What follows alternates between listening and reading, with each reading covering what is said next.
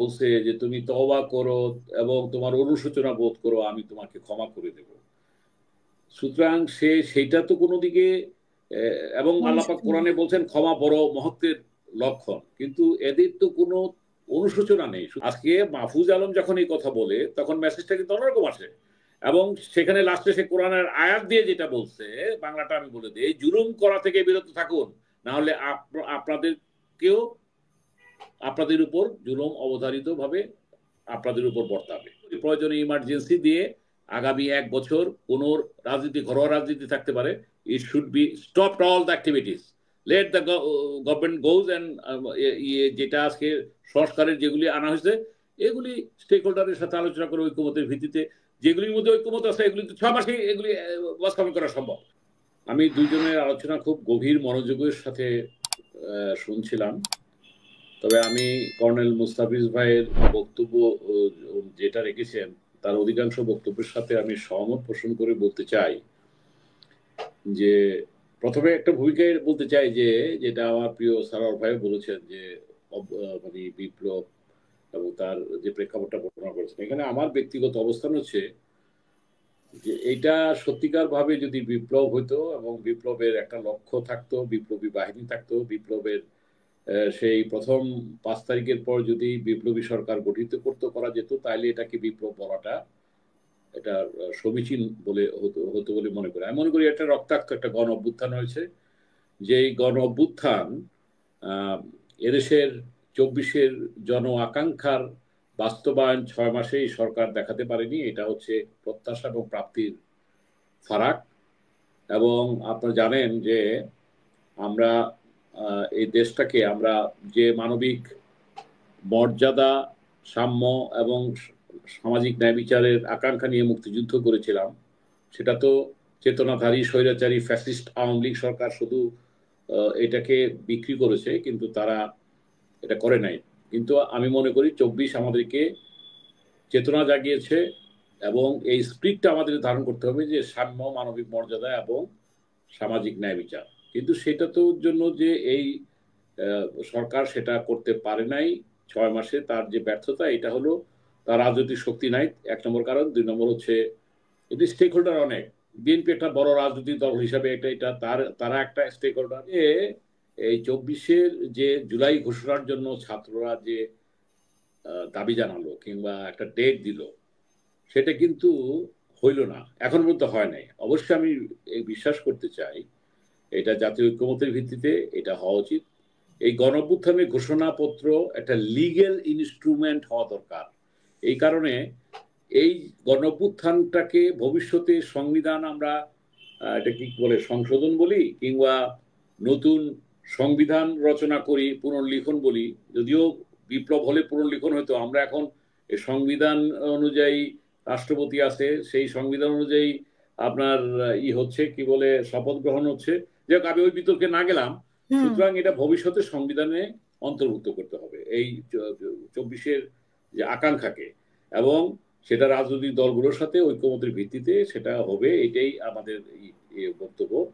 এবং এখানে আমি যে কথাটা বলতেছিলাম, যেটা আমাকে সারোয়ার ভাই আমাকে একটু খেইটা হারাই ফেলে দিচ্ছেন, যে আমাদের আমরা যে উস্কানিটা বললেন আপা, আপনি আমাকে প্রশ্ন করলেন যে 6 মাস পরে কেন, এটার উত্তর 2 দিক থেকে আছে।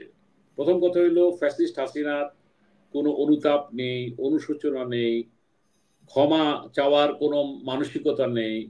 আল্লাহ পাক কোরআনে বলছে যে তুমি তওবা করো এবং তোমার অনুশোচনা বোধ করো, আমি তোমাকে ক্ষমা করে দেব। সুতরাং সেইটা তো কোনো দিকে, এবং আল্লাহ পাক কোরআনে বলছেন ক্ষমা বড় মহত্বের লক্ষণ, কিন্তু এদের তো কোনো অনুশোচনা নেই। সুতরাং এদের কিভাবে ক্ষমা করবেন? ক্ষমা করার কোনো স্কোপ নেই। এর আগেও তো উনি বক্তব্য রেখেছেন, সেখানেও তো ওনার অনুশোচনা ছিল না, তো হঠাৎ করে এই বক্তব্যকে কেন আমরা এত ইম্পর্টেন্ট ধরে নিলাম? আধিপত্যবাদী ভারতের দ্বারা প্রভাবিত হয়ে যেখানে এই সরকারের সাথে তারা এখনো সম্পর্ক স্বাভাবিক করতে পারেনি, পাশাপাশি জনগণ টু জনগণ, পাবলিক টু পাবলিক যে সম্পর্ক তৈরি করার কথা ছিল সেটা ভারত সেটা করে নাই। আমাদের নদীর হিসাব, অসম বাণিজ্য নীতি, বিভিন্ন কারণে সীমান্ত সমস্যা ইত্যাদি ইত্যাদি কথা এখানে বিজ্ঞ আলোচকরা সবাই জানেন। ভারত সেটা করে নাই। সুতরাং আমাদের মূল কথা হচ্ছে যে বিপ্লব বলি আর এই গণ অভ্যুত্থান বলি, এটাকে আমরা ঐক্যমত্যের ভিত্তিতে এই আধিপত্যবাদী বিরোধী শক্তি সমূহ আমরা যারা আছি আমরা ঐক্যবদ্ধ থাকতে চাই। আমাদের মতের ভিন্নতা থাকতে পারে, কেউ জাতীয়তাবাদী রাজনীতি করতে পারে, কেউ ইসলামিক রাজনীতি করতে পারে, কেউ বৌদ্ধপন্থীর রাজনীতি করতে পারে, কিন্তু আমাদের জাতীয় রাজনীতির ক্ষেত্রে আমরা আমরা সেখানে একটা ঐক্যমতের ভিত্তিতে আমরা সামনে আগাবো। আমরা একটা নির্বাচনের দিকে যাব, যৌক্তিক নির্বাচন সংস্কারের ইয়ের মধ্য দিয়ে।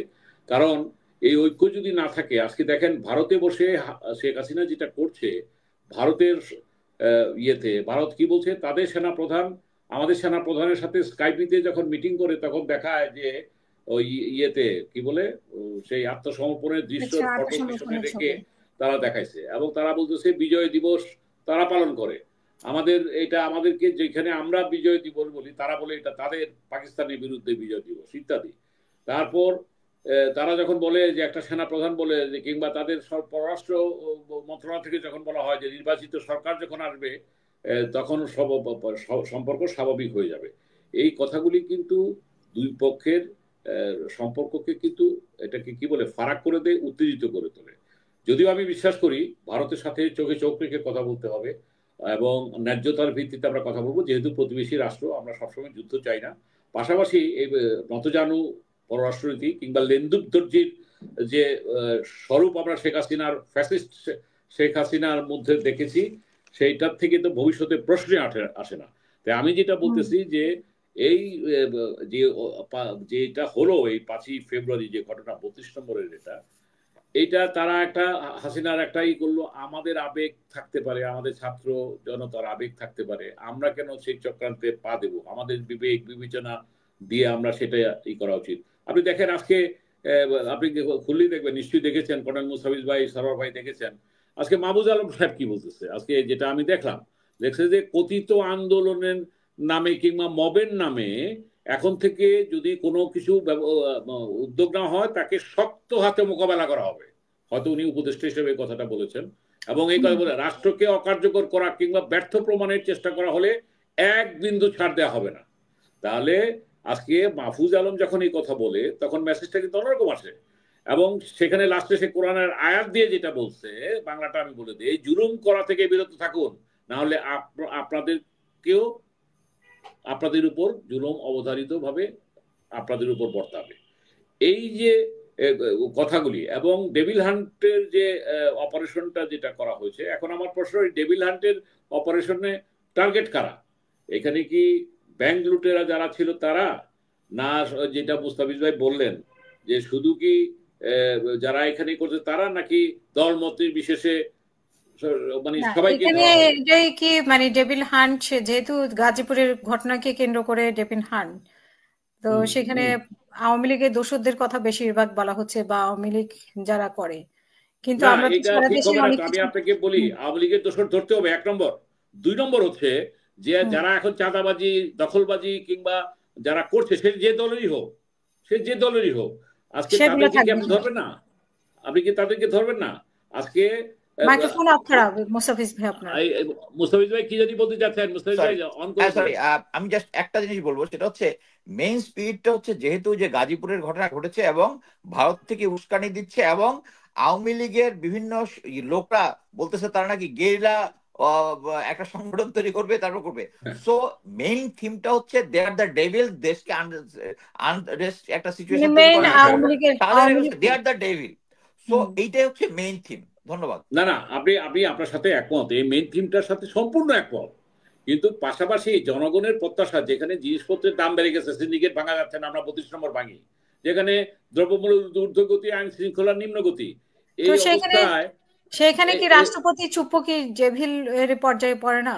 না আমি সেটা আসতেছি আপনার বলতে চাচ্ছি। আমার কথা হলো কি, আজকে মুস্তাফিজ ভাই একটা কথা বলছে যে বিপ্লবের কিংবা গণ অভ্যুত্থানের যে স্ট্রেংথ ছিল, আমাদের যে আমাদের শক্তির জায়গাটা ছিল, সেটা আজকে আবার দুর্বলতার জায়গায়, উইকনেসের জায়গায় যে পরিণত হচ্ছে, এবং সেই কারণে আজকে এই উইকনেসটাকে ওভারকাম করতে হলে আমি একমত যেটা মুস্তাফিজ বললেন, যে আমাদের কিংবা গভর্নমেন্ট যেটা করছে ডেভিল হান্ট তখনই সাকসেস হবে, ওইটা 1 নম্বরে রেখে। পাশাপাশি এখন যেটা চলতেছে, আপনি দেখেন মানুষ কি বলে জানেন, যে সেনাবাহিনী আমাদের গর্বের বাহিনী, আপনি তাদেরকে ম্যাজিস্ট্রেসি পাওয়ার দিচ্ছেন, আপনি 32 নম্বরে যখন গেছে জনগণ তাকে এক গ্রুপ গেছিল, যাওয়ার পর ভুয়া ভুয়া বলে তাদেরকে তাড়িয়ে দিছে। মানলাম সেনাবাহিনী কৌশলগত কারণে সেখানে উপস্থিত হয়ে যাতে কোনো সিনকেট না চলে আসছে, কিন্তু এটা কিন্তু ভালো মেসেজ ক্যারি করে না। এটা জনগণ তাহলে ভাববে যে তাহলে এই জনগণ 111 সরকারকে যতটা ভয় পাইতো, আপনার রাস্তায় গাড়ি ফেলে দিছে, বাইরে টাকা ফেলে দিছে, এই সরকারের সময় আমরা যেখানে আমরা মনে করি সেনাবাহিনী আমাদের 71-এর মুক্তিযুদ্ধে ভূমিকা রাখছে, এই সেনাবাহিনী আজকে 7ই নভেম্বরে আমি শহীদ জিয়া রাষ্ট্রপতির সাথে রাজনীতি করেছি, 75-এর পরিবর্তনের ভূমিকা রেখেছে, 7ই নভেম্বরের ভূমিকা রেখেছে, এই 90-তে ভূমিকা রেখেছে, নুরুদ্দিন সাহেবের ভূমিকার কারণে এরশাদ সাহেব ক্ষমতা ছেড়ে দিতেছেন। এই সেনাবাহিনীতে গৌরবোজ্জ্বল ভূমিকা আছে, কিন্তু আজকে এই যে 24 তারিখে সেনাবাহিনী যে ভূমিকা করেছে, যে যাই বলুক, আমি জেনারেল ওয়াকারের কিন্তু এটাকে উনি যে যার আত্মীয়ই হোক কিংবা যে কৌশলী লোক হোক, কিন্তু উনি কিন্তু জনগণের বিরুদ্ধে যায় না, এটা তো সত্যি কথা, এটা তো নির্মূল অবস্থান থেকে কথাটা বলতে হবে। কিন্তু তার পরবর্তী এটা কি, আজকে অনেকে বলে, এটা কিন্তু আমার কথা মুস্তাফিজ ভাই ভালো বলতে পারবে, মেজর সারোয়ার, আমাদের ব্যারিস্টার সারোয়ার আমার চেয়ে ভালো বলতে পারবে, এদিকে তারা বেশি। অনেকে বলে যে এই যে এগুলি করানো হচ্ছে, সুপ্ত বাসনা নাকি আছে কোনো কোনো অংশের, কোনো কোনো কর্নারের, আমি জানি না, সেটা আমি কোনো প্রমাণ দিতে পারবো না, আমি এটা আপনারা ক্লিয়ার করবেন। তাহলে এগুলি কেন হচ্ছে 5 মাস পরে এখন পর্যন্ত? কেন সেনাবাহিনী ম্যাজিস্ট্রেসি পাওয়ার পর কেন সিভিল এডে পুলিশ তো নাই, পুলিশের মনোবল তো ভেঙে গেছে, কেন আজকে এটাকে করা যাচ্ছে না? ঠিক আছে, ডেভিল হান্ট করলেন, এখন জনগণের প্রশ্নটা আমি বলে দিই আপনাকে, এরা আগামী 1 সপ্তাহ দেখবে, আপনি কালকে 1,500 করছেন, আজকেও 1,000-এর মতো করছেন, এগুলি অ্যারেস্ট করে যদি একই জিনিস থাকে, এই যে কারণে মাহফুজ আলম যে আজকে স্টেটমেন্টটা করলো, যেটা পড়ে শোনালাম, যে আজকেও তো টিয়ার গ্যাস লাঠিচার্জ হয়েছে শাহবাগে, শিক্ষকরা ছিল, তো এই কয়দিন পর পর আগে দেখছে আয়নাঘর, এখন আমাদের ডক্টর ইউনূস সাহেবের বাসা হয়ে গেছে বায়নাঘর, ওই বায়নাঘরে গিয়ে বায়না ধরে সব ইয়েতে। তো এইটা কিন্তু আজকে আমি যেটা মনে করি যে নির্বাচনের আগে, এটা আমার ব্যক্তিগত ওপিনিয়ন, এটা না, এটা আপনারা দুইজন আলোচক কিভাবে করবেন, একটা আর্মি ব্যাকড স্ট্রং একটা গভর্নমেন্ট দরকার, একটা এই ইয়েতে আসিফ নজরুল সহ গং যারা আছেন এদেরকে পরিবর্তন করে স্ট্রং পার্সোনালিটির লোকদেরকে, সেটা সাবেক সেনা কর্মকর্তা হোক কিংবা অন্য সুশীল সমাজ থেকেও নিয়ে একটা স্ট্রং গভর্নমেন্ট মানে ডক্টর ইউনূসের নেতৃত্বেই, অবশ্যই আমি বলছি না যে এই গভর্নমেন্ট পরিবর্তনের কথা বলছি না, একটা ক্যাবিনেট রিশাফল করে একটা স্ট্রং গভর্নেন্সের জায়গায় আসুক, এবং আমি মনে করি প্রয়োজনে ইমার্জেন্সি দিয়ে আগামী 1 বছর কোন রাজনীতি, ঘরোয়া রাজনীতি থাকতে পারে, it should be stopped all the activities, let the government goes and যেটা আজকে সংস্কারের যেগুলি আনা হয়েছে, এগুলি স্টেক হোল্ডারের সাথে আলোচনা করে ঐক্যমতের ভিত্তিতে, যেগুলির মধ্যে ঐক্যমত আছে এগুলি তো 6 মাসে এগুলি বাস্তবায়ন করা সম্ভব, যেগুলিতে ঐক্যমত নাই সেগুলির ব্যাপারে আলোচনা করে সিদ্ধান্ত যে নেক্সট পার্লামেন্ট করবে। এবং আপনি জানেন যে সংস্কারগুলি করা হয়েছে, সেই সংস্কারগুলি আমি পরে আসতেছি, আমি বলবো না, খালি একটু বলে শেষ করি, যে ইমিডিয়েটলি এই যে 15 তারিখের দিকে যে বসবে, সেটা বসে কিন্তু ইমিডিয়েট কিন্তু এই যে এই সরকারকে বলতেছে অনেক কিছুই করতে পারে নাই, আপনার যেগুলিতে ঐক্যমত আছে এগুলি ডিক্লেয়ার করে দেয় সব মিলে যে হ্যাঁ এগুলিতে একমত, যেগুলি পার্লামেন্ট লাগবে না, যেসব রিফর্মের জন্য আপনি যদি, আমি মনে করি যে মিনিমাম যেটা বিএনপিও বলে যে ন্যূনতম সংস্কার লাগবে, সেটা নির্বাচন সংস্কারের ক্ষেত্রে। এখন আমরা যে ডিসেম্বরে যদি নির্বাচন করতে যান, আজকে ডক্টর ইউনূসও বলছেন, মির্জা ফখরুল ইসলাম আলমগীরও বলছেন, আমার প্রশ্ন এই ডিসেম্বরের নির্বাচনটা কিভাবে করবেন? আপনার যে ডিসেম্বরের নির্বাচন যদি করতে পারেন ভালো, নীতিগতভাবে সমর্থন করি, কিন্তু বাস্তবতা তো দেখতে হবে, সেটা হলো আপনি বড় সংস্কার না হয় পরে করলেন, এটা চলমান প্রক্রিয়া।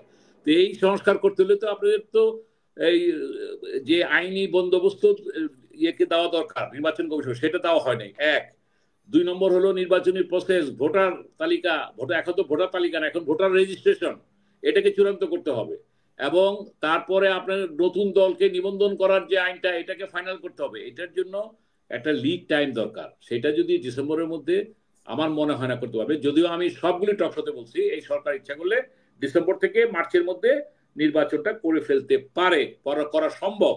তো আমার কথা হলো কি, সেটা হলো একটা রোডম্যাপ তারা আগামী এই 15 তারিখে যেটা বসবে, বসে যেগুলি এই করা একটা রোডম্যাপ যদি দিয়ে দেয় যে আমরা এই কাজগুলি এই সময়ের মধ্যে করব এবং এর মধ্যেই হবে।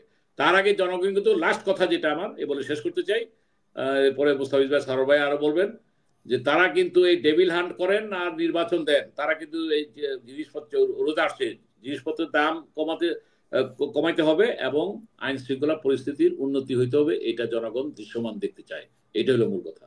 ধন্যবাদ।